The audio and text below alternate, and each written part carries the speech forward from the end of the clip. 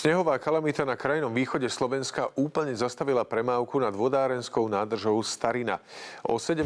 hodine tam vyhlásili prvý situačný stupeň. Autá sa šmýkali, zasahovať museli aj policajné hliadky. Úsek od priehrady Starina po obec Príslop v okrese Snina bol dočasne neprejazdný. Správcovia ciest situáciu v Sninskom okrese monitorujú. V teréne sú 2 sypače a pridali aj ďalší rezervný.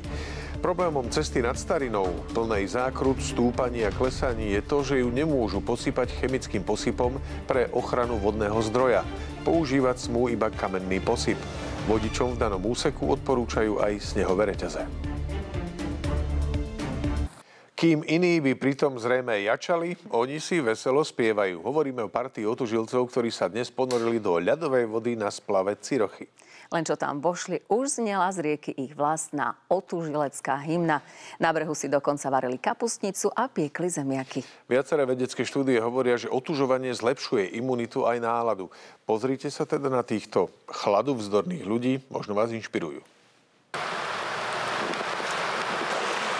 V gumákoch sme sa k ním prebrodili cez ľadovú rieku. Partia otužilcov už na druhom brehu odratávala posledné minúty pred ponorom do studenej Cirochy.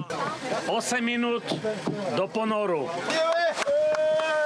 Voda mala odhadom 3 stupne a každý do nej vstupoval s vlastnou motiváciou. Človek mládne.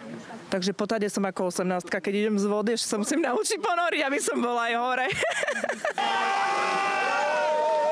Ja som do sprchy nikdy do studenej nevliezla. Ísť naraz do vody, ponoriť sa, vydržať, vyliesť. Trúšnem si ísť dneska do vody. Manželov Boberových motivoval k otužovaniu ich syn. Od 8 rokov totiž chodieval sem na splav do studenej vody. Keď sme sa to po roku dozvedeli, povedali sme si, že nedáme sa zahambiť. A zistili sme, že sa to dá. Na druhý deň už sme boli tu a odtedy už 10 rokov chodíme. A v studenej vode zaznela aj ich vlastná hymna, ktorú spievajú každoročne.